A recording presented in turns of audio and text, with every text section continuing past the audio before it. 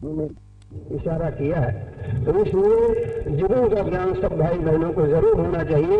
और ये जुगों का धर्म यहाँ हमेशा रोज समझाया जाता है, कुछ थोड़ा थोड़ा जुगों का बयान रोज लाया जाता है, इसीलिए कि इसके बिना ज्ञान किए जो भक्ति की जाती है वो सही नहीं है। और उसके मेहनत और तकलीफ और समय तो अपना खर्च होता है, मेहनत और तकलीफ उठाने पड़ते हैं और समय भी खर्च होता है, परंतु उसका फल फायदा हासिल नहीं होता। इसलिए जुगों के मुताबिक, अब कलयुग है, कलयुग के धर्मानुसार सब भाई बहनों को भक्ति करना चाहिए। कलयुग का क्या तरीका है? तो कलयुग का तरीका सुर शब्द योग है, जो कि जितने संत हुए 1500 वर्ष के अंदर सभी सूरज शब्द कह रहे हैं। और आप लोग संतों के साहित्य को देखिए, संतों की वाणी देखिए, तो उसमें सब में आपको सूरज शब्द का जिक्र मिलेगा। लेकिन अफसोस है कि आजकल भाई बहन जो 1200 वर्ष के अंदर जो संत हुए हैं, वो दुनिया के हित के लिए संसार में आकर देही धारण किए और जीवन के लिए कितना फायदा उठाए, बल्कि जो जीव उनकी शरण में आए उनके कर्मों का भार अपने ऊपर लेकर के और उनके कर्मों को सूली की सजा सूली में बेच दिए हैं, ऐसे उपकारी संत होते हैं। तो उन संतों ने जो उनके समय में उनकी शरण में आए, उनको तो क्या नाम भक्ति का भेद और भाव और तरीका और भगवान के गुण रहस्य को बतलाया और करनी करा करके उनको तो ऊंचे पद में या भगवंत में तरबूत किया और लारियों के लिए वो वाणी वचन बना गए, वो वाणी वचन बना गए। अगर वो वाणी वचन न बनाए होते तो आज हम किसका उदाहरण देते, क्योंकि बिना उदाहरण के लोग मानते नहीं, लोगों को विश्वास नहीं आता। तो नारियों के लिए संत वाणी वचन बना गए। तो इसलिए सब भाई बहनों को चाहिए कि उन संतों के वाणी वचनों को देखना चाहिए। आप लोग जो पिछले युगों के ग्रंथ देखते हैं, पिछले युगों के ग्रंथ देखते हैं, संस्कृत को महत्व देते हैं, संस्कृत के ग्रंथों को देखते हैं, तो वो सब पिछले युगों के हैं। उसमें उसी युग के मुताबिक युक्ति और तरीका और साधन लिखा हुआ है और उस युग में वो ग्रंथ काफी थे और उस युग में उन ग्रंथों से फायदा होता था। अब कलयुग में उन ग्रंथों के पढ़ने से कुछ अच्छे बुरे कर्मों का ज्ञान हो जाएगा, लेकिन साधना की युक्ति नहीं मिलेगी। साधना की युक्ति भगवंत को खुश करने की और भगवंत का दर्शन करने की युक्ति तो क्या नाम मौजूदा गुरु से मिलेगी। और जो संत भी 1500 वर्ष के अंदर हुए हैं, इनकी वाणी वचनों में उसी मौजूदा यानी वर्तमान समय की युक्ति का इशारा किया गया है। और संत इन्हीं संतों की वाणी के प्रमाण देंगे, इन्हीं संतों की वाणी का प्रमाण देंगे। तो आप लोग पिछले ग्रंथों को तो ठीक है, उनको नमस्कार है, लेकिन अब मौजूदा संत या अभी जो ये वर्तमान कलयुग में जो संत हुए हैं, इन सब संतों की वाणी को देखिए और कोई सच्चा पूरा मौजूदा गुरु तलाश कीजिए, जिससे कि क्या नाम वो संतों की अनुभवी वाणी को आपको समझाएं और समझा करके उसके मुताबिक आपको सब युक्ति बताएं कलयुग के धर्मानुसार। उस युक्ति की कमाई से आप थोड़े ही अरसे में अपना फायदा अपनी आंख से देखेंगे। तो इन संतों की वाणी आप पढ़िए, जैसे तुलसी के रामायण है और क्या नाम कबीर साहब की वाणी है, नानक साहब की वाणी है, राधा स्वामी साहब की वाणी है, इन संतों की वाणी को पढ़िए। और तुलसीदास जी, तुलसी साहब दो हुए हैं, यानी तुलसीदास जी तुलसीदास जी साहब तुलसीदास जी जब क्या नाम संवत 1680 में शरीर छोड़े, तब ये वहां पर यानी तुलसीदास जी का ऐसा है कि 1589 में आप प्रकट हुए थे। तुलसीदास जी 1589 में प्रकट हुए थे और ये वाल्मीकि के अवतार थे। लेकिन जब ये संसार में आए तो माया ने देखा कि ऊंचे पद से आया हुआ है, बहुत से जीवों को ले जा करके परम पद में पहुंचा देगा और मेरा भवसागर उजड़ जाएगा। इसलिए माया ने उनके प्रकट होते ही इन पर छापा डाली, जिसका नतीजा ये हुआ कि इनकी गई बेटी स्त्री के साथ हुई। लेकिन इनको ये वहां से शून्य से आए थे, वाल्मीकि की देवी से शून्य को पहुंचे हुए थे और वहां हंस पद्मी को प्राप्त हुए थे। देखो रामायण में तुलसीदास जी ने यह भी दर्शा दिया है कि भगवान राम जब वन को गए थे तब वाल्मीकि से स्थान पूछे कि मैं भगवान कहाँ रहूं, कहाँ कभी बनाऊं। तब वाल्मीकि जी ने उनको कैसा सुंदर स्थान बतलाया है, कैसा सुंदर स्थान बतलाया जो रामायण में लिखा हुआ है कि जो गुरु भक्त हों, जिनके अंदर आस्तिकता हो, जिनकी भक्ति में श्रद्धा हो, उनके हृदय में आप निवास कीजिए। ऐसे ऐसे स्थान बतलाया है, तुलसी के रामायण में लिखा हुआ है। बहुत बढ़िया, बहुत पवित्र कथा है। तो इस तरह से उन्होंने बतलाया। तो वही वाल्मीकि जी योग साधन करके, क्योंकि त्रेता में योग साधन होता था, योग साधन करके ब्रह्म पद को पहुंचे हुए थे और वहाँ वो हंस गति को प्राप्त थे। तब वहाँ ऊपर से निर्मल चैतन्य पद से हंस आए और उन्होंने वाल्मीकि के हंस से बातचीत किया। तब फिर उनकी सलाह से और उनकी प्रेरणा से ये तुलसीदास जी यहाँ संसार में आकर प्रकट हुए। वाल्मीकि का हंस संसार में आया और वही तुलसीदास जी के होकर के प्रकट हुआ। तब जब माया छापा डाली कि बहुत से जीवों को भवन ले जाएगा तो भवसागर हमारा उजड़ जाएगा, माया को ये सोच हुआ। तब माया उनको छापा डाली, उसका नतीजा ये हुआ कि गहरी इस प्रीति उनकी स्त्री के साथ में हुई। लेकिन ये वहाँ से समर्थ पुरुष की प्रेरणा से आए थे, तो समर्थ पुरुष ने इनको चेताया और समय आया। तब स्त्री के बचनों से ही इनके दिल में ऐसा खटका लगा कि वो छोड़ छाड़ करके चल दिए। अब इनका जीवन चरित्र बहुत बड़ा है, इतना टाइम नहीं है, बल्कि उसको सब लोग कुछ कुछ जानते नहीं हैं। इसलिए जब वहाँ गए स्त्री के पिहर में और उसने क्या नाम इनको ये वचन कहे कि जितना प्रेम तुम्हारा हमारे से है, इतना अगर राम से होता तो कांच से कंचन बन जाते। बस ये खटके इनके लग गए, क्योंकि ऊंचे मुकाम से आए थे। वो वचन का खटका लगा और उसी वक्त उसी पैरों एकदम पीछे पलटे और पलट करके फिर अपना जंगल का रास्ता लिए। फिर स्त्री ने बहुतों को बुलाया, भेजा और इनके वापस ले जाने के लिए बहुत से लोग आए, अच्छे अच्छे प्रतिष्ठित और बुढ़े बड़ेरे सभी आकर के इनकी मनवार किए। लेकिन फिर कहाँ पलटते हैं।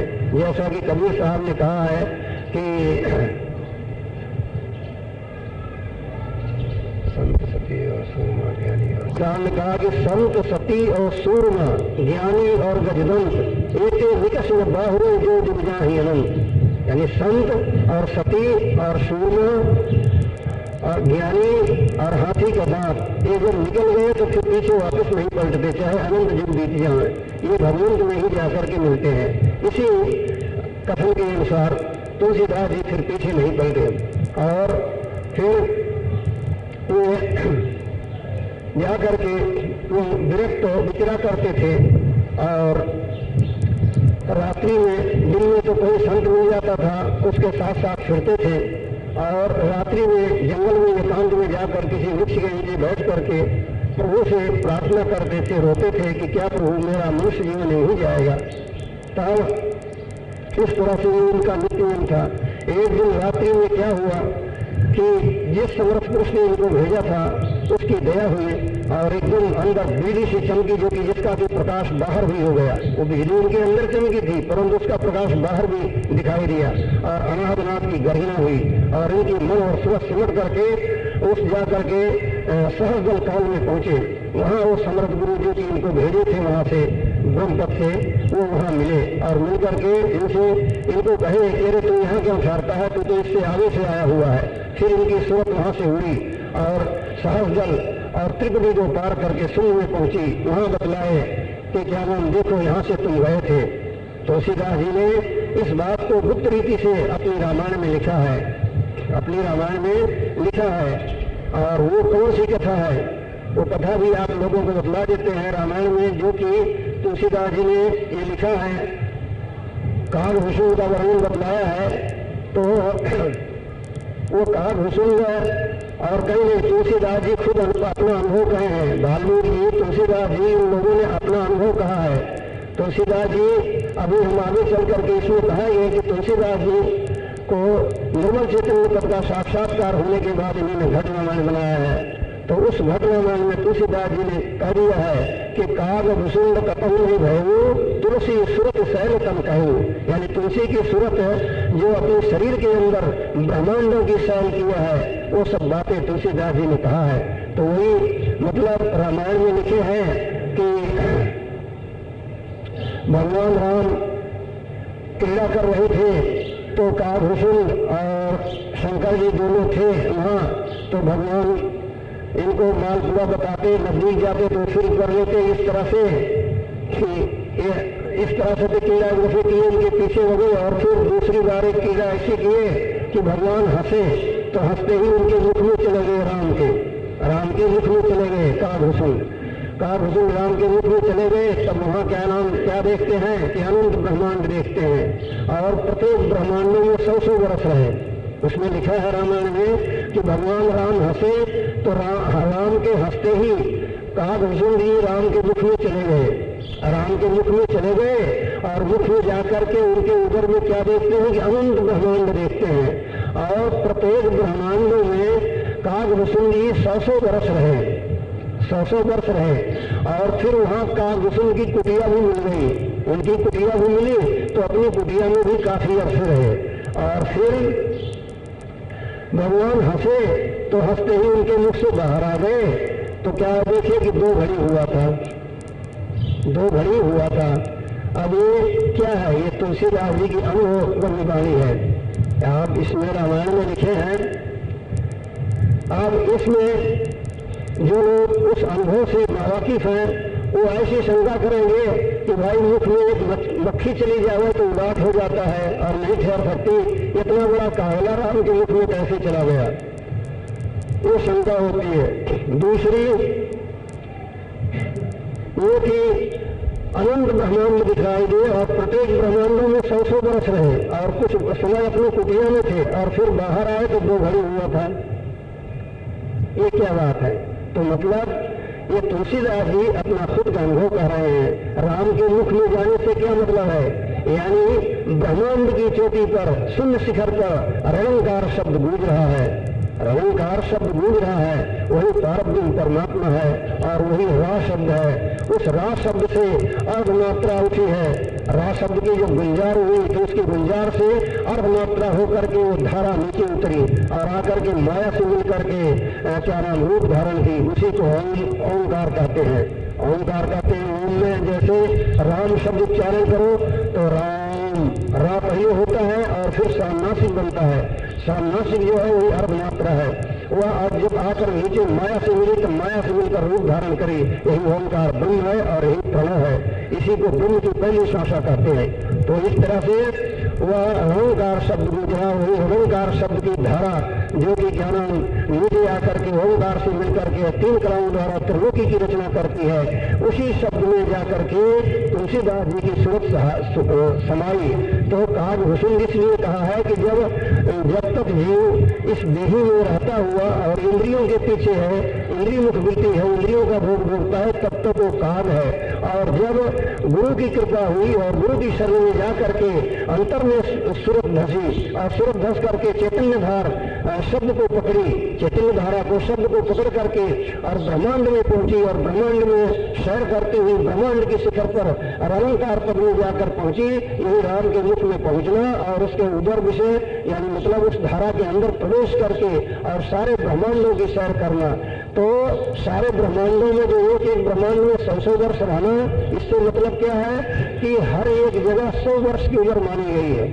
100 वर्ष की उम्र हर एक जगह मानी गई है। ब्रह्मांडों की तो अपने वर्षों से तो बहुत भारी है, लेकिन वहाँ एक माना गया है 100 वर्ष उम्र वहाँ भी मानी गई है। कैसे?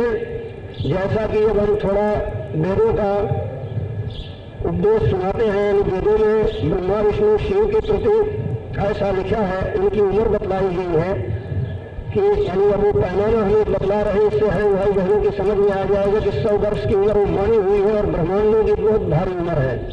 अब वो क्या कि जैसे ब्रह्मा की, विष्णु की, शिव की यानी रुद्र की, इनकी सबकी 100 वर्ष की उम्र मानी गई। वो कैसे? इस तरह से कि ये सतयुग, त्रेता, द्वापर, कलयुग, ये 4 युग है। इन चारों युगों की एक चौकड़ी होती है। एक चौकड़ी में 45,20,000 वर्ष बीतते हैं। 45,20,000 वर्ष यानी 40 और 3 45,20,000 वर्ष एक चौकड़ी में बीतते हैं। तो इसी इतने की एक चौकड़ी हुई। इसी तरह से 9 से 94 चौकड़ी का एक कल्प होता है। बस यही ब्रह्मा का एक दिन है। और फिर इतने की एक रात होती है, इतने ही की एक रात होती है। कितने की? कि 9 से 94 चौकड़ी की। 71 में 14 का गुणा करो तो 9 से 94 आएगा। 71 में 14 का गुणा करने से 9 से 94 आएगा। मतलब एक इंद्र की उम्र 71 चौकड़ी की होती है। और ब्रह्मा के एक दिन में 14 इंद्र बीत जाते हैं। ब्रह्मा के एक दिन में 14 इंद्र बीत जाते हैं। तो 71 गुणे 14 बराबर होता है 9 से 94। तो 9 से 94 चौकड़ी का ब्रह्मा का एक दिन होता है। और इतने ही की फिर एक रात होती है। अब इसी दिन रात के हिसाब से, इसी दिन रात के हिसाब से 30 दिन का महीना और 12 महीने का साल, 100 साल ब्रह्मा की उम्र है। 100 साल ब्रह्मा की उम्र है। लेकिन इस दिन रात के हिसाब से, न कि अपने हिसाब से, मनुष्यों के हिसाब से नहीं। 9 से 94 चौकड़ी का एक दिन और इतने की एक रात, इस रात दिन के हिसाब से 30 दिन का महीना और फिर 12 महीने का साल, 100 साल ब्रह्मा की उम्र होती है। इसी प्रकार से साल की उम्र मानी गई है। अलग अलग है समय, दिन भी अलग अलग है। दिन जैसे ब्रह्मा का दिन बतलाए ना कि क्या नाम 9 से 94 चौकड़ी के ब्रह्मा का एक दिन होता है। और इसमें ब्रह्मा के एक दिन में 14 इंद्र बीत जाते हैं। 14 महीने या 14 इंद्र ब्रह्मा के एक दिन में बीत जाते हैं। तो इस तरह से ब्रह्मा का एक दिन, इतने का तो एक दिन हुआ और इतने की फिर एक रात होती है। जैसे अपने यहाँ 12 घंटे का दिन 12 घंटे का रात माना जाता है, या 16 घंटे 16 घड़ी का दिन 16 घड़ी की रात मानी जाती है। तो इसी तरह से ब्रह्मा का एक दिन और रात करीब 2000 चौकड़ी की होता है। चला रहे हैं, अब इसी विषय चल रहा है। तो इतने का तो एक दिन होता है, इतने की एक रात होती है। इसी दिन रात के हिसाब से 30 दिन का महीना और 12 महीने का साल और 100 साल ब्रह्मा की उम्र होती है। फिर 100 साल बीतने के बाद ब्रह्मा की मृत्यु हो जाती है। एक ब्रह्मा जब मर जाता है तब दूसरा बनाया जाता है। वो भी इसी कबर, इसी हिसाब से इतनी उम्र भोग करके, 100 वर्ष की उम्र भोग करके वो भी मृत्यु को प्राप्त होते हैं। फिर तीसरा मिलता है गरज की। इसी प्रकार से इतनी उम्र भोग करके जब 1000 ब्रह्मा मृत्यु को प्राप्त होते हैं तब विष्णु की एक घड़ी होती है। तब विष्णु की एक घड़ी होती है। अब एक पैमाना बतलाया जा रहा है कि सब जगह एक सी उम्र नहीं है। यानी 100 वर्ष की उम्र जैसा वर्ष बतलाया गया, उस तरीके से 100 वर्ष की उम्र भोग करके एक ब्रह्मा मृत्यु को प्राप्त होते हैं। इस प्रकार से 1000 ब्रह्मा जब हो करके मृत्यु को प्राप्त हो जाते हैं तब 1000 ब्रह्मा की उम्र के बराबर, 1000 ब्रह्मा के होने के बराबर विष्णु की एक घड़ी होती है। विष्णु की एक घड़ी होती है। सो ये 32 घड़ी का दिन रात होता है। इसी घड़ी के हिसाब से ये घड़ी हुई, इस घड़ी के हिसाब से 32 घड़ी का दिन रात और घड़ी का दिन रात हुआ और 30 दिन रात का एक महीना हुआ और फिर 12 महीने का एक साल हुआ इसी हिसाब से। और 12 महीने का जब एक साल हुआ तो इसी साल से फिर 100 साल तक विष्णु भी जीते हैं। फिर 100 साल के बाद विष्णु की भी मृत्यु हो जाती है। जब एक विष्णु मृत्यु को प्राप्त हुए तब दूसरा विष्णु बनाया गया। फिर उतनी ही उम्र भोग करके, उसी तरह 100 वर्ष की उम्र भोग करके मृत्यु को प्राप्त हुई है तब तीसरा। गरज की इसी प्रकार से जब 1000 विष्णु हो करके मृत्यु को प्राप्त होते हैं तब रुद्र का एक पल होता है। रुद्र का एक पल होता है। जब रुद्र का एक पल हुआ तो 60 पल की एक घड़ी मानी गई है शास्त्रों में। वेदों में 60 पल की एक घड़ी मानी गई है। तो इस घड़ी के हिसाब, इस पल के हिसाब से मतलब कि 1000 विष्णु की होने के बाद विष्णु की रुद्र की एक पल होता है। तो जब इस तरह से एक पल हुआ तो इसी तरह से इसी पल के हिसाब से 60 पल की एक घड़ी और 32 घड़ी का दिन रात और 30 दिन रात का महीना और 12 महीने का साल और 100 साल रुद्र भी जीते हैं। 100 साल रुद्र की ही उम्र होती है, फिर वो भी मृत्यु को प्राप्त होते हैं। इसी प्रकार से जब 16 रुद्र हो करके मर जाते हैं तब शक्ति के आधापन होता है, तब शक्ति का आधापन होता है। यहाँ तलक वेद का सिद्धांत है, इसके आगे संतों का भेद है, यहाँ तलक वेद कहता है। तो हमने ये जो ये बतलाया है, पैमाना इसलिए बतलाया है कि सब जगह एक सा वर्ष और घड़ी और दिन नहीं है, इस प्रकार से। तो अब जो ब्रह्मांडों का तुलसीदास जी ने लिखा है कि हम एक एक ब्रह्मांड में 100 वर्ष रहे, तो उन ब्रह्मांडों में 100 वर्ष रहने से मतलब ये है। और फिर लिख देते हैं आगे कि जब मैं राम के मुख से बाहर आया तो 2 घड़ी हुआ था।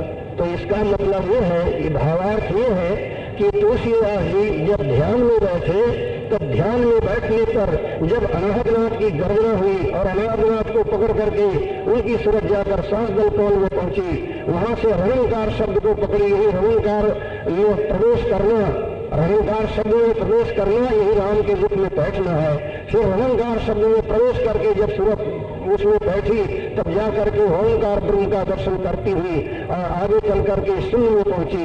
जब शून्य में पहुंची तब ओंकार जो राम है वही अनंत त्रिलोकीनाथों का नाथ है, जैसा कि वाल्मीकि के वर्णन में रामायण में आया है। वाल्मीकि ने कहा है कि गूल और फल समान तो माया, फल ब्रह्मांड अनेक निकाया। भगवान राम से वाल्मीकि ने कहा कि प्रभु आपकी माया गूलर के फल के समान है, गूलर के वृक्ष के समान है। जैसे गूलर के वृक्ष में झुमके झुमके फलों के लगते हैं, एक एक झुमकों में 100 200 250 फल लगते हैं, इसी तरह से आपके उसमें रोम रोम में अनंत ब्रह्मांड माया के रचे हुए स्थित है। तो इस तरह से क्या नाम मतलब कि उस जब उनकी सूरत उस रनिंकार में प्रवेश करी, यही राम के मुख में बैठना है। और जो ब्रह्मांड है अनंत ब्रह्मांडों में सूरत पहुंच गई, क्योंकि रनिंकार पद से ही सारे ब्रह्मांडों में चेतन धार जा रही है और सारे ब्रह्मांडों की रचना उस रनिंकार पद से हो रही है। और वही रनिंकार की चेतनता सब ब्रह्मांडों में और सब ब्रह्मांड के धनुओं में, दिक्पालों में सभी में जा रही है। तो उस जब रनिंकार पद में तुलसीदास जी की सूरत पहुंची तो वहां से सारे ब्रह्मांडों में पहुंच गई और सारे ब्रह्मांडों में पहुंच करके उनके आदि से लेकर के यानी उत्पत्ति से लेकर के प्रलय तक का हाल उनका मालूम कर लिया। यही 100 वर्ष वहां रहना है, यही 100 वर्ष रहना है। यानी हर एक ब्रह्मांड में उसकी उत्पत्ति से लेकर के महाप्रलय तक का हाल उसका उनको ज्ञान हो गया, महाप्रलय तक का ज्ञान उन्हें प्राप्त हो गया। यही उन ब्रह्मांडों में 100 वर्ष रहना है। और ये तुलसीदास जी 2 घड़ी तक ध्यान में बैठे थे। 2 घड़ी के बाद जब सूरत अपने शरीर में आई तब वहां लिख दिया है कि जब राम हंसे फिर वापिस आ गए उधर से तो 2 घड़ी हुआ था। मतलब उस रनिंकार शब्द में प्रवेश कर गई उनकी सूरत और जाकर के सारे ब्रह्मांडों को देखा और ब्रह्मांडों की उत्पत्ति से लेकर प्रलय तक का हाल मालूम करना, यही 100 वर्ष उसमें रहना है। यानी हर एक की उम्र 100 वर्ष मानी गई है, तो ब्रह्मांडों की भी उम्र 100 वर्ष की मानी गई। तो ब्रह्मांडों की उत्पत्ति से उनके प्रलय तक का हाल मालूम हो जाना, यही उत्पत्ति से प्रलय तक रहना मतलब 100 वर्ष उसमें रहना है। और जब अपनी सूरत को उतारे मतलब 2 घड़ी तक ध्यान किए थे, 2 घड़ी के बाद सूरत को वापिस उतारे और फिर शारीरिक व्यवहार में लग गए। तो तुलसीदास जी ने अपने अनुभव को मिलाते रामायण में लिखी है। तुलसीदास जी की रामायण बहुत गूढ़ है, एक अद्वितीय पुस्तक है। उसमें जैसा गुरु मिले और जैसा गोता लगावे वैसा ही ज्ञान ले सकता है। तो पंडितों से तो हमने किसी से पूछा नहीं और उनका ज्ञान उनके पास है। तो भगवान की लीला है, या तो भगवान की लीला है। तुलसीदास जी संत क्यों जाने ही कह के छोड़ देते हैं, कोई कुछ कहता हो तो जाने। जी की रामायण का अर्थ जो है ये विद्या बुद्धि से बाहर है, ये अनुभवगम्य है, ये विद्या बुद्धि के अंदर नहीं आ सकता। तुलसीदास जी परम संत थे, उन्होंने जो कुछ लिखा है वो सब विद्या बुद्धि से बाहर है। इस तरह से क्या नाम अभी ब्रह्मांडों की सैर किए और ये इसका जो उनका बयान कर रहे थे कि उन्होंने कालभूषण के द्वारा मतलब कि जब तक सूरत जीव अपना इंद्रियों के घाट पर कार्रवाई करती थी, इंद्रिय भोगों की, तब तक वो काग थी। और जब गुरु की कृपा से उस रनिंकार अंग में घसी तब जाकर के काग भूषण कहलाई। तो इस तरह से तुलसीदास जी ने अपना खुद का अनुभव लिखा है, तुलसीदास जी ने अपना खुद का अनुभव लिखा है। तो वही यहाँ समझाया गया है। वो सदगुरु कबीर साहब और कबीर साहब, तुलसी साहब आदि सब संतों का ये कहीं मत था। अब तुलसीदास जी का हम जो किस लिख रहे, जो हम बयान कर रहे थे कि तुलसीदास जी 1589 में प्रकट हुए, वाल्मीकि के अवतार थे और क्या नाम, ये फिर विरक्त हो गए। विरक्त होने के बाद ये विचरते थे और इस तरह से जब ये उनको समर्थ पुरुष ने अंदर में चिताया और उनकी सूरत जाकर निरंकार पद में पहुंची और वहां से फिर आगे चल करके महासूल और महाकाल का पर्दा भेद करके आगे जा करके जब सब निर्मल चैतन्य पद में तद्रूप हुई, तब तुलसीदास जी ने ये तुलसीदास जी को संवत 16 से 14 में उस अगम पद का साक्षात्कार हुआ है। निर्मल चैतन्य पद में तुलसीदास जी की सूरत संवत 16 से 14 में जाकर के तद्रूप हुई। 1589 में प्रकट हुए थे और संवत 16 से 14 में उनको निर्मल चैतन्य पद का साक्षात्कार हुआ और 4 साल तक इस आनंद में रहे। 4 साल तक इस आनंद में तुलसीदास जी रहे। फिर संवत 16 से 18 में तुलसीदास जी ने घट रामायण नामक एक ग्रंथ बनाया। घट रामायण नामक ग्रंथ बनाया। तब जब बना करके यानी मतलब कि जब यह ऐसा आनंद इनको अंतर में मिला और 4 साल तक ये आनंद लेते रहे, तब तुलसीदास जी के मन में ये उमंग उठी कि क्या जीवों के अंदर दयालु प्रभु ने इतनी दया किया है कि ऐसी नरदेही में रचना रचा है कि जीव सच्चे पूरे गुरु की शरण लेकर के और इस कलयुग के धर्मानुसार भक्ति के तरीके की कार्रवाई करे, तो क्या नाम उस निर्मल चैतन्य पद को प्राप्त होकर के सदा के लिए सब प्रकार के दुखों से, हैरानियों से, जन्म मरण वगैरह से छूट करके परमानंद और सर्वशक्तिमानता का अनुभव कर सकते हैं। और ऐसी युक्ति सब जीवों के अंदर दयालु प्रभु ने रखा है। ऐसी उमंग उमड़ा करके उन्होंने घट रामायण नामक ग्रंथ बना करके जनता के सामने रखा। तो काशी के सब पंडित तुलसीदास जी की खिलाफियत करने लगे, मुखालफत करने लगे। उसमें से 13 आदमी तुलसीदास जी के पास बहस करने को आए, जिसमें 3 पंडित थे और 2 जैनी और उनकी 2 स्त्रियां और एक गोसाई थे प्रियलाल, एक मानवीय सन्यासी थे और 2 मुसलमान थे और एक 2 कबीरपंथी महंत और उनके शिष्य थे और एक पलखराम मानवपंथी थे। इस तरह से 13 आदमी तुलसीदास जी के पास बहस मुबाशा करने को आए। तो ये बहस मुबाशा करते, पहले तो ये उनके पास लड़ने को आए थे और फिर बहस मुबाशा करने लगे। बहस मुबाशा करते करते ये 13 बहस मुबाशा कर करके तुलसीदास जी के शिष्य बन गए। तुलसीदास जी के शिष्य बन गए। जब तुलसीदास जी के शिष्य बन गए, तब ये काशी में बहुत दिखते हुए आदमी थे और उनमें 3 पंडित थे, नैनू, नाना, श्यामा। ये बड़े विद्वान थे। बहुत से पंडित काशी में थे, लेकिन ये 3 पंडित सब में शिरोमणि थे। तो जब पंडित और जैनी और कबीरपंथी, मानवपंथी जब सभी वहाँ तुलसीदास जी के शिष्य बन गए 13 आदमी, तब काशी में शोर हो गया कि तो साधु भूखी नाम देता है, अब नजदीक मत जाओ, जो कोई जाता है उसको बस में कर लेता है। जब इस तरह से उपद्रव मचाने लगे, अब वो 13 बेचारे जो उनके सत्संग में जाते थे, फायदा उठाते थे, उनसे लड़ाई झगड़ा करना और उपद्रव मचाना, इस तरह से उपद्रव 13 साल तक चलता रहा।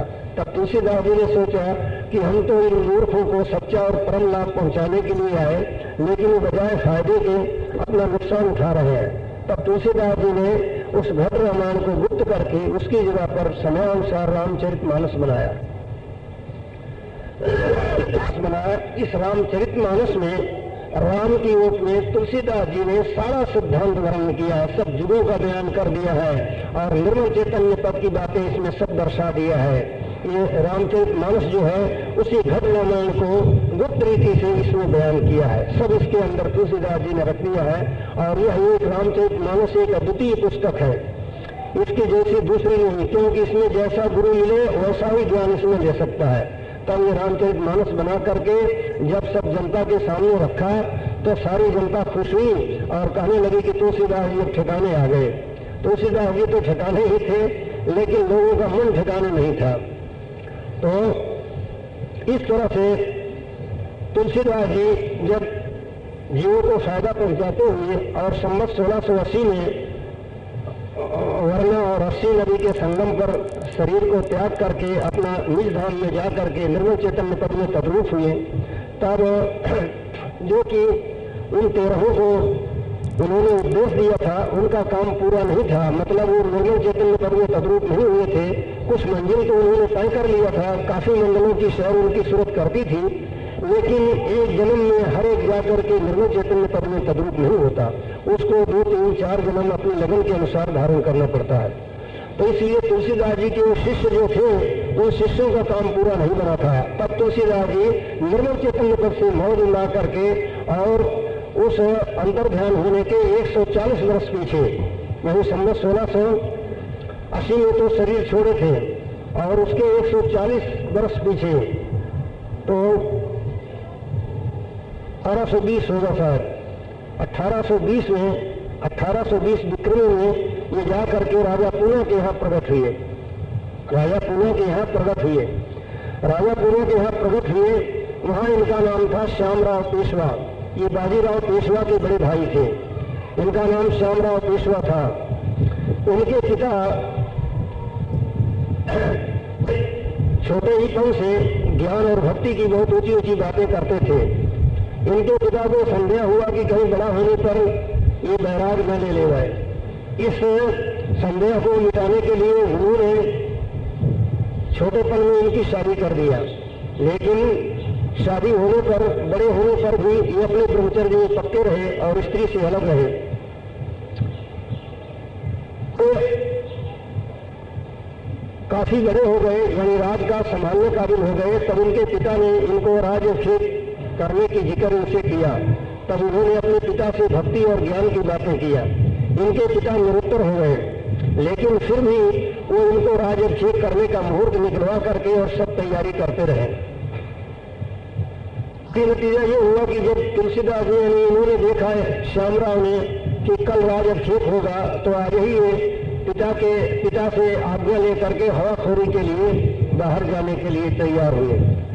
इनके पिता ने जाना कि ये शायद चले जाएंगे, इस संदेह से की निवृत्ति के लिए उन्होंने उनके साथ में 20 सवार दिए, 20 घोड़े के सवार दिए और उनको हुक्म दिया कि तुम इनके साथ जाओ और उनको हवाखोरी करा करके वापस ले आना। जब ये 20 सवारों के साथ कोर्ट से बाहर निकले, तब मोड़ से ऐसी आंधी उठाए कि आंधी उठ करके अंधेरा छा गया। उस आंधी में इनके जो साथी थे उनको खुद को अपनी रक्षा करनी मुश्किल हो गई, फिर इनकी रक्षा और संभाल कौन करे। फिर ये उसी आंधी में अपना घोड़ा दौड़ा करके अपने साथियों से अलग हो गए। ये बहुत दूर जाने पर घोड़ा भी छोड़ दिए और पैदल विचरने लगे। इनके पिता ने चारों तरफ सवार दौड़ाए और बहुत कुछ इनका खोज किया, लेकिन कहीं पता न लगा। जब इनका पता नहीं लगा, तब इनके पिता ने मजबूरन इनके छोटे भाई जो बाजीराव पेशवा थे उनको राजगद्दी दे करके और आप एकांत में भगवत भक्ति करने लगे। बाजीराव को अंग्रेजों ने नगर कैद करके गंगा के किनारे बिठूर भेज दिया था। हम विचरते हुए, ये भी तुलसीदास जी ये विचरते हुए इनके बड़े भाई जिनका नाम श्यामराव था, ये गंगा के किनारे किनारे विचर रहे थे। विचरते विचरते ये उसी जगह बिठूर में जहाँ की बाजीराव का डेरा पड़ा हुआ था पहुँच गए। बाजीराव के द्वारपाल पंडित ने उनको पहचान लिया। वो पहचान करके जा करके बाजीराव से कहा कि हो आपके बड़े भाई साहब आए हैं। बाजीराव ने सुनते ही नंगे पैरों नंगे सिर दौड़े और जा करके इनके चरणों में पड़ गए और बड़े आदर सत्कार के साथ इनको सुखपाल में बैठा करके अपने डेरे में लाए। ये वहाँ डेरे में 5-7 दिन 10 दिन रहे और एक दिन जब सब सोए हुए थे तो वहाँ से भी ये चल रहे और चलते चलते ये विचरते पैदल विचरते जा करके अलीगढ़ जिला में हाथरस है, हाथरस शहर में पहुंचे। हाथरस शहर में पहुंचे, जब वहां पर जो तुलसीदास जी के चोले से उन्होंने उपदेश किया था जिन जीवों को और जिनका काम अधूरा रह गया था, उनके लिए आप अवतार लिए थे, तब उन जीवों को जाकर के हाथरस में पकड़े, वहाँ हाथरस में जन्म लिए थे, वो जीव हाथरस में जन्म लिए थे, तब वहाँ जाकर के उनको पकड़े और उनको पकड़ करके उनको समझाया बुझाया, सब बारीकियां समझा करके उनको सुर शब्द का उपदेश दिया। सुर शब्द का उपदेश लेकर के जब वो ध्यान में बैठे तो पहली ही दफे ध्यान में बैठते ही उनकी सूरत जा करके उड़ करके वहां पर पहुंची जहां से कि जहां तक वो अभ्यास करके उस जन्म में पहुंचे थे, जहां से वो आए थे, अथवा जहां वो पहले जन्म में अभ्यास करके जहां तक पहुंचे थे और वहां से वापस आकर के मर में ही धरे थे, तो उनकी सूरत तुलसीदास जी के उपदेश करते ही उनके जाकर के वहां पहुंची सूरत, और फिर उनको बतलाया कि अब तुम मर नहीं हो, अब यहाँ से आगे चलो, आगे की साधना करो। वो आगे की साधना करने लगे। तब आपने अपने उन शिष्यों से बतलाया कि पूर्व जन्म में तुलसीदास जी के चोले में मैं था, जब मैंने तुमको उपदेश किया था, तुम्हारे लिए मैं वापिस आया हूँ, और उस समय मैंने घट रामायण बनाया था, लेकिन सर्वमत वालों का भारी विरोध और जीवों का जनता का नुकसान देख करके मैंने उस समय उसको गुप्त कर दिया था, और फिर से उसका प्रचार करने की इच्छा है। तब उनके शिष्यों ने कहा कि वो कहाँ है, हम जाकर उसको ले आए। तब आपने फरमाया कि वो तुमको नहीं मिलेगी। क्यों? तो आपने उत्तर दिया कि इसलिए नहीं मिलेगी कि उसमें एक कैद है। वो क्या कैद है? तो आपने बतलाया कि वो जब घट रामायण को आपने गुप्त किया तो उस समय में तुलसीदास जी का शिष्य था एक हृदय अहीर, जो कि बांदा जिले में नौकरी करता था और तुलसीदास जी के पास रोज राजापुर आता था और वहाँ उनका दर्शन करता था और उनके पास ही उनकी सेवा करके उनके पास ही सो जाया करता था। तो जब तुलसीदास जी काशी गए तब वो नौकरी छोड़कर काशी चला गया और तुलसीदास जी की काशी का ही था, काशी में जाकर तुलसीदास जी की सेवा में रहा करता था। तुलसीदास जी ने उसका पूर्ण दया किया था और उसको ये सुर शब्द का उपदेश दे करके दया का बल देकर करनी करा करके उसको जा करके निर्मल चैतन्य पद में पहुंचाया था, क्योंकि वो पहले जन्म से तुलसीदास जी की सेवा करता हुआ आ रहा था। तो उस हृदय अहीर के यहाँ तुलसीदास जी ने उस घट रामायण को रख दिया था और उससे कह दिए थे कि ये पोथी आज से किसी को तुम दिखाना मत, और जब कभी कोई इस पोथी को मांगने आवे तो इसमें क्या लिखा है बिना पोथी देखे जो बता देवे उसको देना।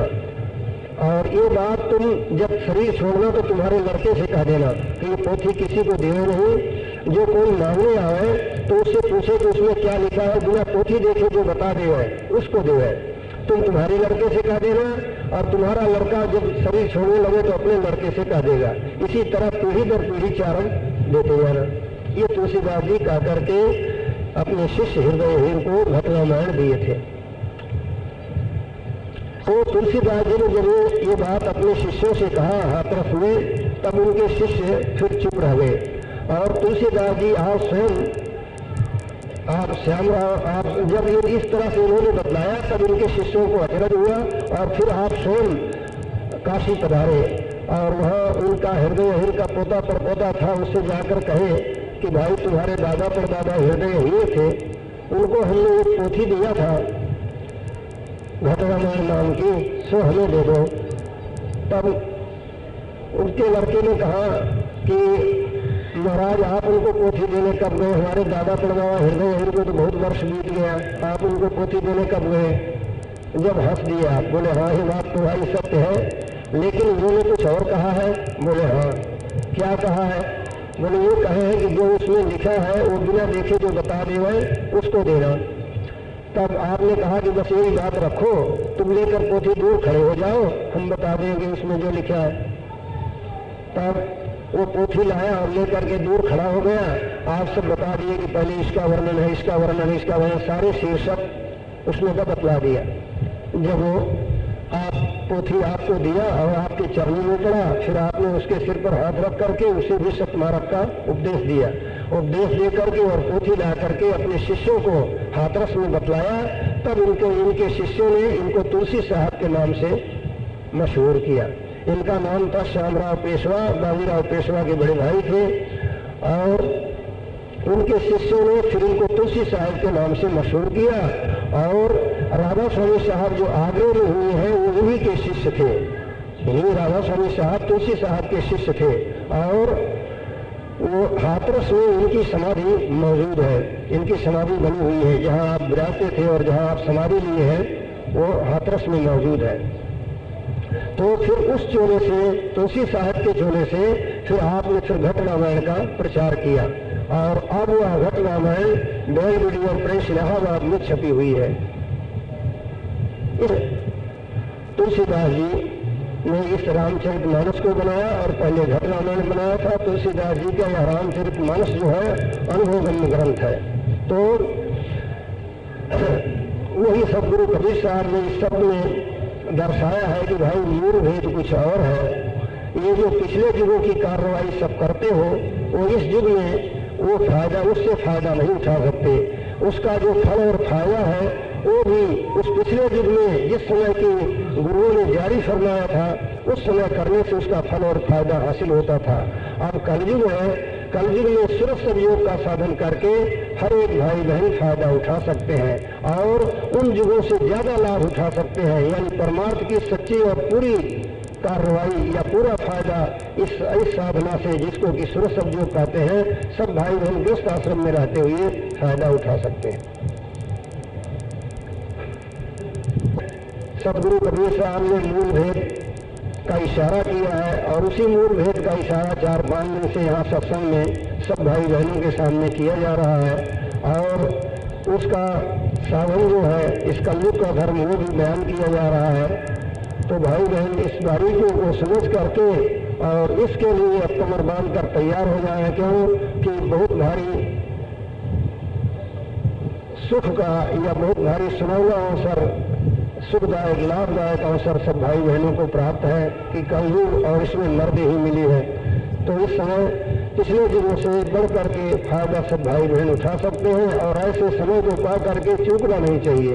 तुलसीदास जी ये भी रामायण में दर्शा दिए हैं, जो कि कल सत्संग में बयान किया गया था। समझा हुआ हो, कोई प्रश्न उठा हो, जो बातें बयान की गई तो उसको पूछो, समझाया जाएगा। के लिए फिर सदगुरु आते हैं या किसी अपने जहन नशीन को भेजते हैं, किसी अपने जहन नशीन को भेजते हैं या खुद आते हैं, क्योंकि संत जो हैं वो छोड़ते नहीं। संतों ने ऐसा कहा है कि संत मकोड़ा घोड़ा ऊंट पकड़े पर नहीं छोड़े खूब। यानी संत जिन जीवों को उपदेश दिए, जिन जीवों पर दया का हाथ रखे, उन जीवों को फिर वो 84 में और भवसागर में दुख में भरमने नहीं देते। वो उनको हर तरह से, जिस तरह से साम दाम दंड वेद, जैसे ही जीव सतमार्ग में लगे और जैसे ही फायदा उठावे उसी तरह से उसको रास्ते में लाते हैं। ये संतों की तारीफ और महिमा है। तुलसी साहब के शिष्य थे गिरधारी लाल साहब। तुलसी साहब ने गिरधारी लाल साहब को हुक्म दे करके राधा स्वामी को उपदेश दिलाया था। गिरधारी साहब तुलसी साहब के हुक्म से गिरधारी लाल साहब ने राधा स्वामी साहब को हुक्म दिया था। राधा स्वामी साहब की ऐसी कैफियत है, राधा स्वामी साहब ने खुद अपने हिदायतनामे में लिखा है, जब मंजिलों का बयान किए थे, मतलब कि ये फारसीदा थे, उन्होंने फारसी में, लेख तो हिंदी में है लेकिन मजमून और शब्द फारसी के हैं। तो लिखते हैं कि जब उन्होंने ये बतलाया है कि भाई घर और धन और औलाद, यानी धन और स्त्री और संतान की चाहना को तकदीर के हवाले करके मुकद्दम फकीरों की स्वागत करनी चाहिए, यानी मुख्य फकीरों की, संतों की स्वागत रखनी चाहिए। जो कोई परमार्थी हैं उनके लिए हिदायत कर रहे हैं कि परमार्थियों को चाहिए कि धन, स्त्री और संतान की चाह को तकदीर के हवाले छोड़ दो है और मुख्य संगत संतों की करे, संगत की संतों की संगत मुख्य रखे। और ये भी बतलाया है कि संतों में उस संत की संगत करनी चाहिए जो कि उनका फारसी में लिखा हुआ है। उन्होंने फारसी में कहा कि जो कि सुल्तान नमस्कार के सगल का शामिल हो, मतलब उसका हिंदी में वो है कि उस संत की संगत करनी चाहिए जो कि सुरसद योग के अभ्यास का अभ्यासी हो, जो सुरसद योग के अभ्यास का अभ्यासी हो, ऐसे संत की संगत करनी चाहिए। अगर सूरज शब्द योग का भेदी गुरु न मिले तो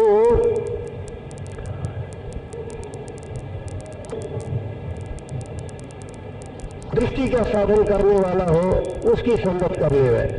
अगर न मिले तो श्वासों श्वास नाम का स्मरण करने वाला या जिसके दिल पर नाम की मोहर लगी हो, यानी जिसके हृदय में नाम बस गया हो, ऐसों की संगत करे।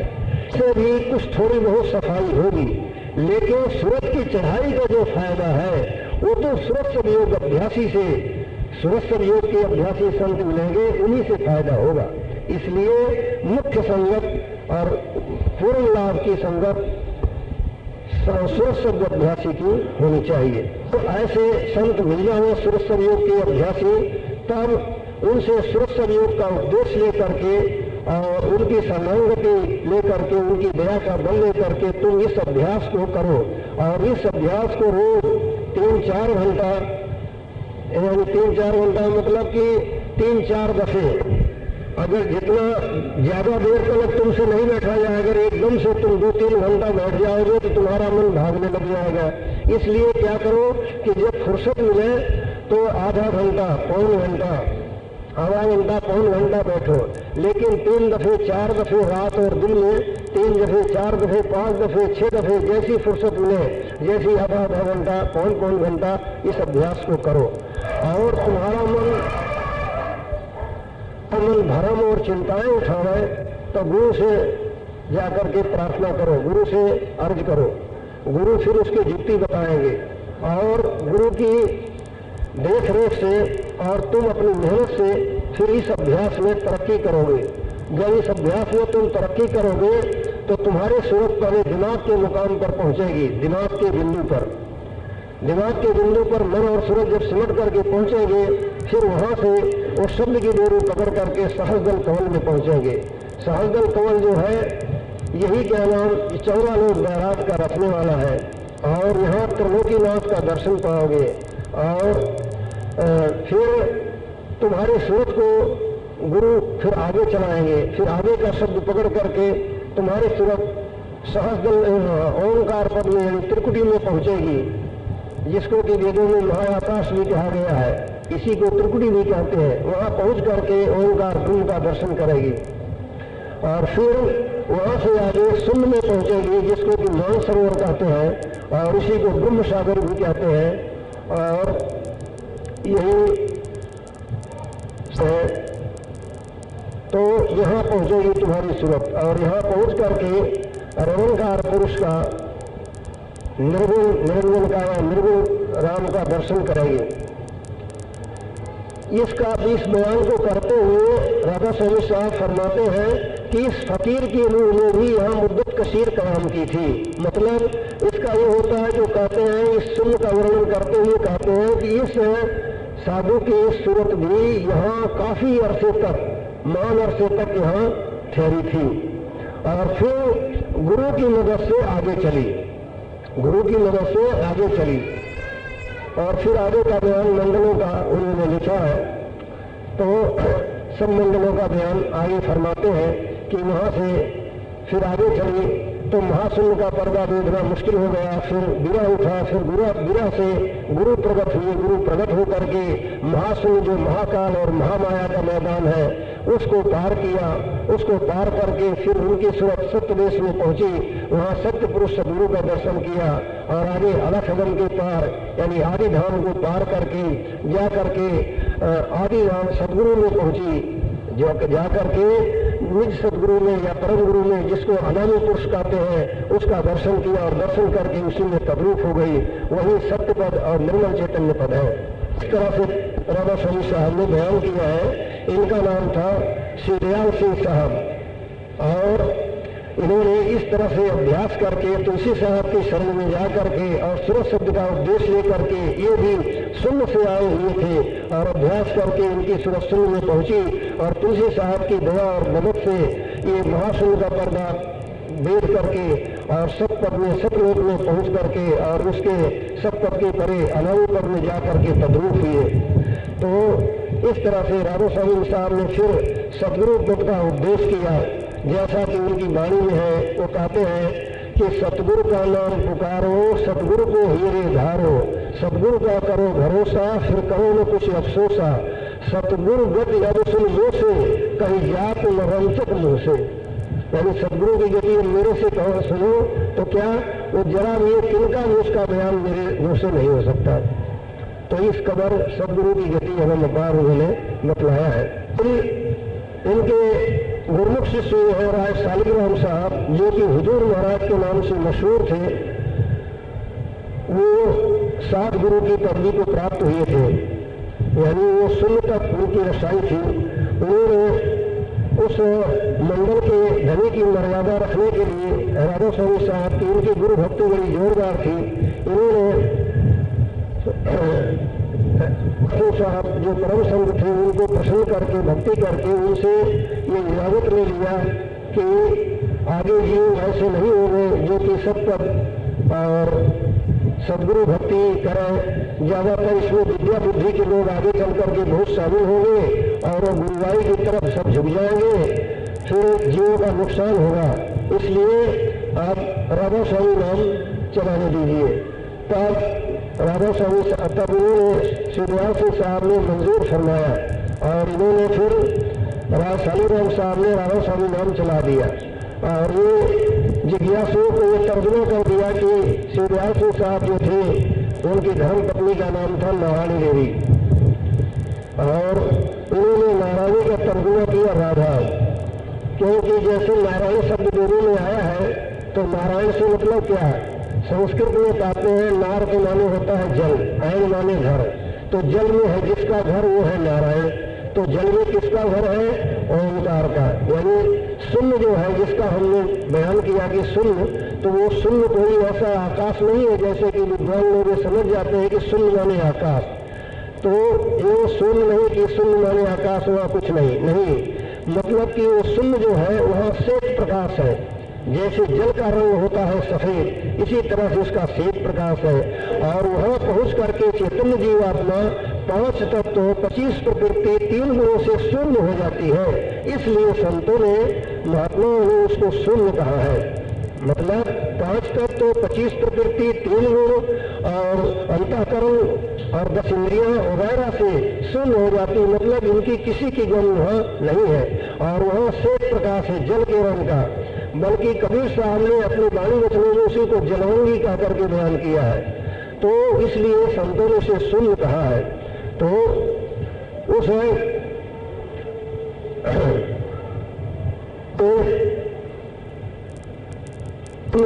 ओंकार का मंडल है, ओंकार का मंडल शून्य के अंतर्गत है।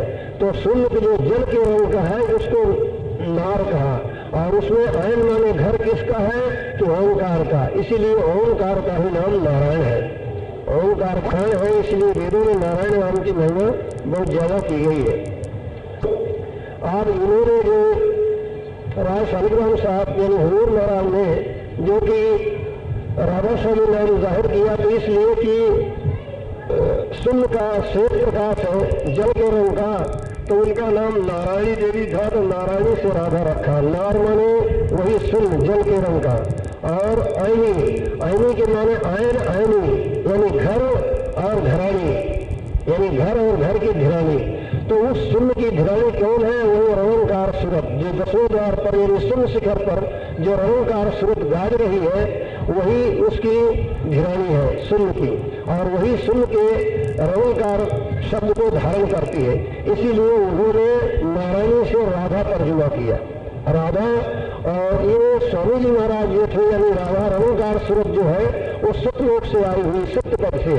और स्वामी जी महाराज सत्यपद में पहुंचे हुए थे, तब उन्होंने राधा स्वामी नाम ये तर्जुमा किया, राधा स्वामी नाम चला दिया कि राधा, तो उनकी धर्मपत्नी का नाम रखा और इसका तर्जुमा किया कि राधा नाम सूरत। और स्वामी जी महाराज जो थे वो सत्यपद को पहुंचे हुए थे, तो उनको वो राधा के स्वामी थे, इसलिए उनको राधा स्वामी नाम उन्होंने चलाया। तो पहले राधा स्वामी दयाल था, अब दयाल कहते हैं तो कोई नहीं, तो ज्यादातर राधा स्वामी कहने लग गए, और इसको अब लोग जोर देने लगे कि राधा स्वामी नाम धन्यात्मक है।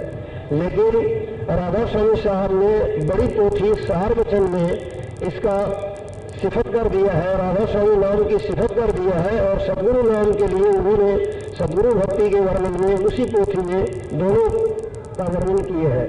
राधा स्वामी नाम की उन्होंने 4 सिफतें किया है। पहली सिफत ये है कि राधा स्वामी नाम 5 अक्षर आए हिंदी में जबा फारसी अक्षर 10 में, 5 शब्द का भेद बतावे 10 मुकाम को ले पहुंचावे, ये पहली सिफत है। दूसरी सिफत यानी सत्संगियों की वाकिफदारी के लिए बयान किया जाता है कि जैसे कि अभी गुप्ता जी को मालूम है, एक जगह गए थे, किसी एक व्यक्ति ने ये जोश के साथ कहने लगा कि राधा स्वामी नाम को जो ध्वन्यात्मक नाम नहीं मानते उनसे हमारा कोई मेल नहीं। अब वही बयान किया जाता है कि राधा स्वामी नाम ध्वन्यात्मक नहीं है। ये राय शालिग्राम साहब उर्फ हुजूर महाराज ने अपनी गुरु भक्ति के जोर से और आगे के जीवों का हाल देख करके ये स्वामी जी महाराज से इजाजत लेकर के राधा स्वामी नाम चलाया था। तो ये राधा स्वामी नाम उन्होंने चला दिया। और राधा स्वामी नाम की सिफत इसीलिए स्वामी जी महाराज ने कर दिया कि पहली सिफत तो हमने बयान कर दिया, और दूसरी सिफत यह है कि राधा आदि सूरत को जान, स्वामी आदि शब्द पहचान। सतलोक वो होता है और वहां से जो सूरत आई है अहंकार को धारण करती है वही राधा है। इस तरह से उन्होंने राधा आदि शब्द को जान, स्वामी आदि शब्द पहचान, ये दूसरी सिफत है। तीसरी सिफत उन्होंने बयान किया है कि राधा प्रीत लगावन हारी, स्वामी प्रीतम नाम कहारी। यानी राधा तो प्रेमी है और स्वामी जो है प्रीतम है। और इस तरह से राधा स्वामी एक तीसरी सिफत हुई। चौथी ये है कि राधा स्वामी दो कर जान, एक हुए सतलोक ठिकान। यानी राधा और स्वामी दो हैं, अर्थात सूरत और शब्द दो हैं। सतलोक में सूरत और शब्द का मेल हो जाता है, वहाँ दोनों एक हो जाते हैं। तो इस तरह से राधा स्वामी साहब ने इस राधा स्वामी नाम की सिफत कर दिया है। और सदगुरु नाम के लिए राधा स्वामी साहब खुद अपने श्रीमुख से फरमाते हैं कि सतगुरु का नाम पुकारो, सतगुरु को हीरे धारो, सतगुरु का करो भरोसा, फिर करो न कुछ अफसोसा। सतगुरु गति अब सुनगो से कहीं जात में रंचक मुंह से। रंचक यानी उसका एक तिनका भी मेरे मुंह से बयान नहीं हो सकता। अब सब भाई बहन सोच सकते हैं कि जिसका कि एक तिनका बयान नहीं हो सकता वो ज्यादा तारीफ वाला हुआ कि जिसकी सिफत जर्रे जर्रे कर दी वो ज्यादा तारीफ वाला हुआ। तो अब स्वामी जी महाराज अपने श्रीमुख से खुद फरमा रहे हैं कि सदगुरु गति अब सुन मुंह से कहीं जात वरंचक मुंह से। यानी वो गति मेरे से सुनो तो क्या कि यानी वंचक यानी एक किनका भी मेरे मुंह से उसका बयान नहीं हो सकता। तो गुरु नाम जो है, जैसा कि कल समझाया गया था, सदगुरु नाम की महिमा अगमपार है और सारी सृष्टि का ज्ञान कराता हुआ ये सर्वेश्वर प्रभु का निर्मल चैतन्य पुरुष का नाम सदगुरु है। इसीलिए 1500 वर्ष के अंदर आने वाले सब संतों ने सदगुरु नाम की महिमा ज्यादा से ज्यादा किया है। और जितनी महिमा इसकी की जाए सब थोड़ी है। कल इसका अर्थ करके सब भाई बहनों के सामने बयान किया गया था, सो भाई बहन सुने होंगे और समझ में भी आया होगा। और भाई बहनों को रुचि होगी तो फिर भी इसका अर्थ बयान किया जा सकता है। और ये सदगुरु नाम में अर्थ के जानना और इस कलयुग का धर्म सोच संयोग की विधि मालूम करके इसकी कमाई करना, यही कलयुग का धर्म है और इसी से मानव जीवन की सफलता है।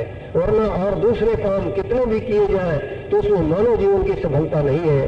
क्योंकि दयालु प्रभु ने इस मनुष्य देही को इस उद्देश्य से रचा है और इस मनुष्य देही के अंदर वो युक्ति रच दिया है कि जिस युक्ति की कमाई करके क्या नाम आप सब भाई बहन ब्रह्मांडों के पार यानी तमाम सूरज चांद सितारों के परे और उसके भी पार जा करके उस निर्मल चैतन्य सत्य पद में तद्रूप होकर के सदा के लिए सर्वशक्तिमानता और परमानंद का अनुभव कर सकते हैं। वो युक्ति इस नरदेही के अंदर रच दिया है दयालु प्रभु ने। वो कुदरती युक्ति है, लेकिन उसका भेद सच्चे पूरे गुरु से मिलेगा और वो संतों का प्रमाण देते हुए आपको अच्छी तरह से समझाएंगे और एकांत में उसकी दीक्षा दी जाती है। तो ये भाई बहनों को मालूम होना चाहिए। इसकी लिस्ट बनानी है क्या? ये तो कहेंगे दुनिया बहुत लंबी चौड़ी है, खालिक ने 172 किया है, खल्क 12 कोई किसी को सिकंदर बना दिया है। कहें तृषा गई एक गुल से काले करो समुद्र। यानी ये तो कहने की बात नहीं है, तो खुद ही क्या नाम जीव को जब जो प्यासा होता है और उसको ठंडा बढ़िया पानी मिल जाता है तो खुद को पहचान आ जाती है। ये पूछना शौक और करने की कमी बतलाता है। ये पूछना, ये सवाल पूछना ये बतलाता है कि शौक और करने की कमी है, और अंतर में ये चाह छुपी हुई है कि बिना घी के मालपुरा बन जाए। मालपुरा नहीं बनेगा, कर्मी करना पड़ेगा। और शौक बढ़ाओ, प्रेम बढ़ाओ। अगर प्रेम होगा तो अपने आप पहचान हो जाएगी। राम स्वामी साहब ने जगह कहा है कि अब क्या खोलो, खोल कहीं खोलो, आंख निकल ही देखो, मैं मानो तो घूम रही। यानी प्रेम और करने की मुख्यता हो तो उसको संत की पहचान हो जाती है। मालिक के दर्शन की अभिलाषा दिल में नहीं होगी और जीव करने पर नहीं तुलेगा तो संत सामने ही बैठे हो, सब तरह से उपदेश करते हो तो जीव को पहचान नहीं आएगी। क्योंकि रामा स्वामी साहब ने जगह कहा है कि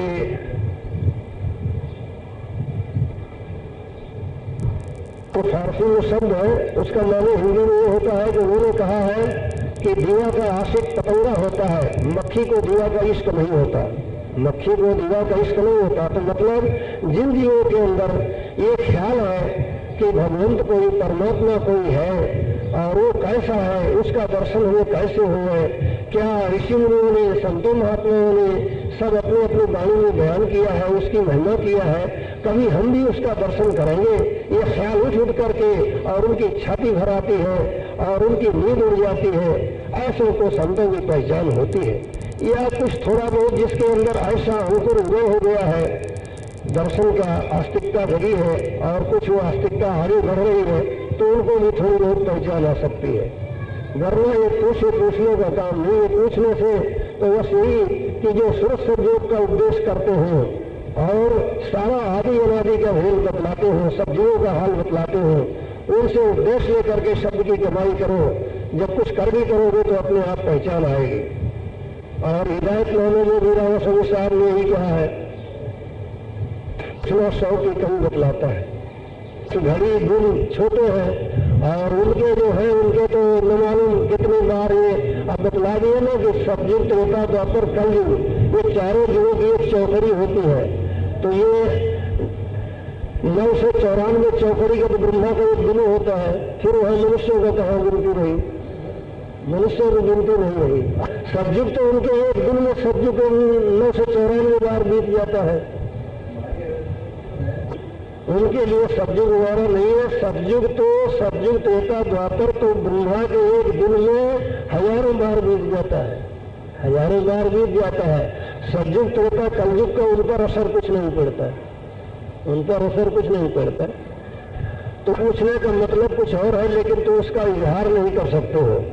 तुम्हारा पूछने का मतलब ये है कि जैसे अपने इस पृथ्वी पर सतयुग त्रेता द्वापर है, कलयुग 4 युग है, ऐसे ही युग ब्रह्मांड में भी है क्या? पूछना तो वो चाहिए लेकिन तुम पूछ नहीं सके।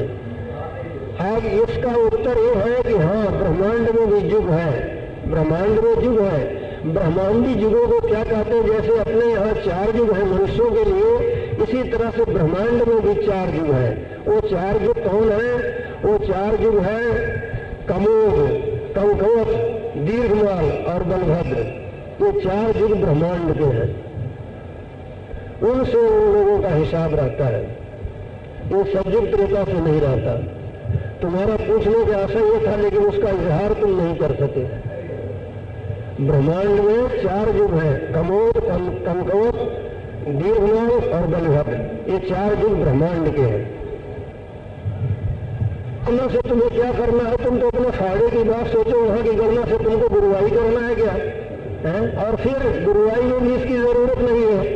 वहां की गणना से कोई इख्तियार थोड़ी करना है। क्या नाम, साइंस की बातें थोड़ी है कि क्या नाम, वहां की बातें मन बुद्धि और वाणी से परे हैं। जहां गिनती ही नहीं काम करती वहां की गणना पूछते हुए कौन सी समझदारी है? वहां की गणना कैसे हो सकती है? जहाँ की सबसे नीचे का दर्जा, जहाँ से कि नूरानी रचना शुरू होती है, उसको क्या नाम ऋषि मुनियों ने मन बुद्धि वाणी से परे कह लिया है। गणना काम ही नहीं कर सकती। फिर उसके पार का हाल पूछते हो कि वहाँ करना क्या है। अभी तो सैकड़ों बार हजारों बार सब भाई बहनों को समझा दिया गया कि वहाँ गिनती काम नहीं कर सकती, अनुमान काम नहीं कर सकता। जो कुछ इशारे में बयान किया जाता है उसको शुद्ध बुद्धि से, प्रेम की उमंग से समझो, तब समझ में आएगा। वो कहना वहाँ करना वगैरह का काम नहीं है। यहाँ की बातें तुम वहाँ बताते हो, हर एक बातें यहाँ की यहाँ से वहाँ मिलान करते हो। अब यहाँ तो क्या नाम, हर एक बातें क्या नाम मायाकृत है और मासमान है, वहाँ की बातें यहाँ से थोड़ी मिल सकती, वहाँ गुंजाइश नहीं है। वो तो एक निराली बातें हैं। अब यहाँ से क्या नाम, ये ताराओं के लिए ही पुराण में लिख दिया गया कि गिनती नहीं हो सकती। अगणित रवि सस्ती चतुरानन अगणित सरिसुंदर कानून, तुलसीदास ने रामायण में लिख दिया कि बेशुमार सूरज और चांद अनगिनती, इनको अनगिनती कर दिया है। फिर इसके पार की रचना की गणना क्या हो सकती है? वहाँ गिनती ही नहीं, फिर किस गिनती में बताया गया है?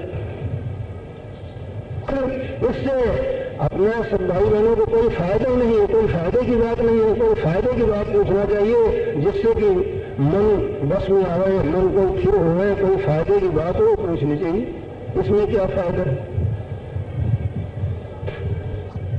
कहने के लिए तो होना चाहिए कि किस तरीके से हम इस जीते जागते इस देही से अपने अंतर का आनंद ले सकते हैं, और कैसे हम अंतर में आंखें नीचे का अंधेरा दिखलाई देता है, हमको अंतर में प्रकाश कैसे हो, और हम किस कदर आसमानी रचना की सैर कर सकते हैं, ये बातें सब भाई बहनों के लिए जरूरी है। और इसमें जो कोई संशय हो या कोई संतों की महिमा और भेद या कलयुग का धर्म या युगों के धर्म में किसमें इसमें क्या विशेषता है, पिछलों में क्या कमी थी, ये सब बातें सब भाई बहनों को जानने की जरूरत है। ये सब बातें सब भाई बहनों को जानने की जरूरत है। ये सब भाई बहन जो कि यही आज 4-5 दिन से समझाया जा रहा है, इसको सब भाई बहन जान करके और अपना फायदा उठाएं और अच्छी तरह से इसका आनंद लें। इस नरदेही में रहते हुए मतलब ये है कि कर्म ही करने पर है, खाली उपदेश लेने से कुछ नहीं होगा। अगर आप उपदेश लेकर के और वही रफ्तार में बनी जो पहले थी सुबह भी है, मतलब कि वही दुनिया की चाल ढाल बनी रही, दुनिया में वही वो चाल रही, तो उपदेश लेने में कुछ